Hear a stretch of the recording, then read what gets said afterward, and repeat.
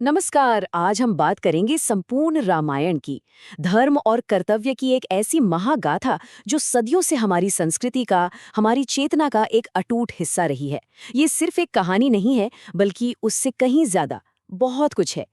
जानते हैं, ये पूरी गाथा एक बहुत ही बुनियादी, एक बहुत ही गहरे सवाल से शुरू होती है कि एक आदर्श जीवन जीने का सही रास्ता, सही मार्ग क्या है।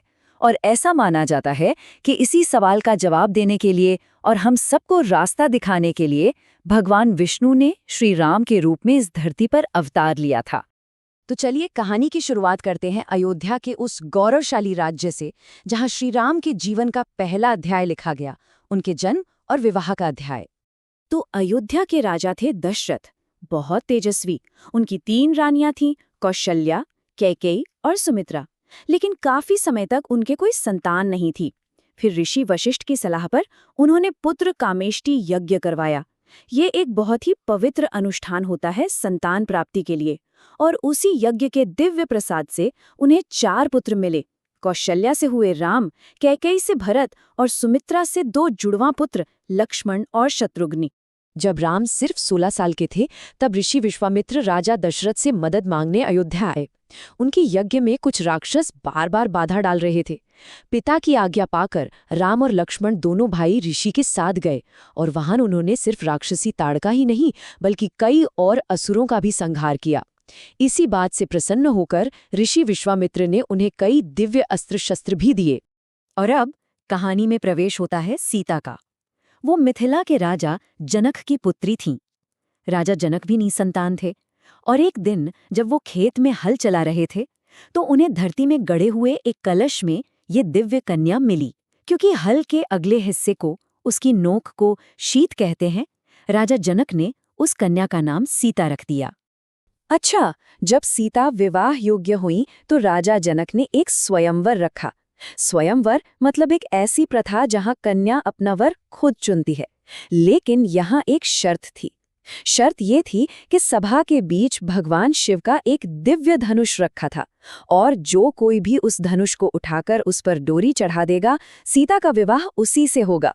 अब उस स्वयंवर में बड़े बड़े राजा, महाराजा, राजकुमार आए, लेकिन कोई उस धनुष को अपनी जगह से हिला तक नहीं पाया।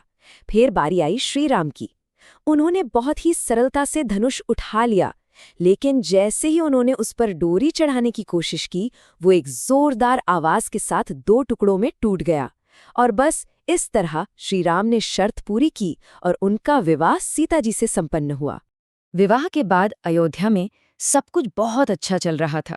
हर तरफ खुशियां थीं, लेकिन किस्मत को कुछ और ही मंजूर था। कहानी अब एक बहुत दुखद मोड़ लेती है, और यहीं से शुरू होता है वनवास और फिर हरण का अध्याय।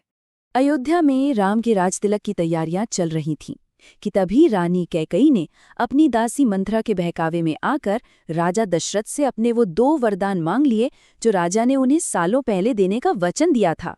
पहला वरदान था अपने बेटे भरत के लिए अयोध्या का सिंहासन, और दूसरा राम के लिए 14 साल का वनवास। जरा सोचिए उस दुविधा के बारे में। एक तरफ पिता का वचन धर्म, और दूसरी तरफ एक राज्य का भविष्य। अपने पिता के वचन का मान रखने के लिए और अपने पुत्र धर्म को निभाने के लिए श्री राम ने बिना कोई सवाल किए इस कठोर फैसले को खुशी खुशी स्वीकार कर लिया। और सिर्फ उन्होंने ही नहीं, उनकी पत्नी सीता और उनके प्यारे भाई लक्ष्मण ने भी अपने अपने धर्म का पालन करते हुए राजमहल के सारे सुख छोड़कर उनके साथ वन जाने का फैसला किया। उन्होंने चित्रकूट में अपना जीवन शुरू किया। कुछ समय बाद लंका के राजा रावण की बहन शूर्पणखा वहां आ पहुंची। उसने राम और लक्ष्मण दोनों से विवाह का प्रस्ताव रखा। जब दोनों ने मना कर दिया तो वो गुस्सा हो गई और उसने सीता पर हमला कर दिया। सीता की रक्षा करते हुए लक्ष्मण ने शूर्पणखा की नाक काट दी, और यही एक घटना रावण के बदले की आग का कारण बन गई। अपने इस अपमान का बदला लेने के लिए रावण ने एक चाल चली। उसने मारीच नाम के एक राक्षस को एक खूबसूरत सोने के हिरण का रूप देकर उनकी कुटिया के पास भेज दिया। सीता जी के कहने पर राम उस हिरण को पकड़ने चले गए। थोड़ी देर बाद मारीच ने राम की आवाज में मदद के लिए पुकारा। सीता जी घबरा गई, और उनके कहने पर लक्ष्मण भी उन्हें खोजने निकल पड़े। लेकिन जाने से पहले उन्होंने कुटिया के चारों ओर एक सुरक्षा रेखा खींच दी, जिसे हम लक्ष्मण रेखा कहते हैं। बस इसी मौके का फायदा उठाकर रावण एक साधु का भेष बनाकर आया और भिक्षा मांगने के बहाने सीता जी का हरण करके उन्हें लंका ले गया। जब राम और लक्ष्मण वापस कुटिया लौटे और वहां सीता को नहीं पाया तो वो पूरी तरह से टूट गए, व्याकुल हो गए। और यहीं से शुरू होती है सीता की एक लंबी खोज और एक महायुद्ध की तैयारी। सीता जी को खोजते हुए उन्हें सबसे पहले घायल पक्षीराज जटायु मिले। उन्होंने ही बताया कि लंका का राजा रावण सीता को दक्षिण दिशा की ओर ले गया है। अपनी खोज में आगे बढ़ते हुए उनकी मुलाकात हुई वानर राजा सुग्रीव से और उनके बुद्धिमान मंत्री और श्री राम के परम भक्त हनुमान से। जाम्बवंत जी ने जब हनुमान को उनकी भूली हुई शक्तियों की याद दिलाई तो हनुमान विशाल समुद्र को लांघकर लंका जाने के लिए तैयार हो गए। उनका संकल्प देखिए कितना मजबूत था। उन्होंने कहा, जब तक मैं श्री राम जी का कार्य पूरा न कर लूं, तब तक मेरे जीवन में विश्राम की कोई जगह नहीं है। हनुमान अकेले ही लंका में घुस गए। उन्होंने अशोक वाटिका में सीता जी को ढूंढा, उन्हें राम की अंगूठी देकर धीरज बंधाया। फिर उन्होंने रावण के बेटे अक्षय कुमार का वध किया।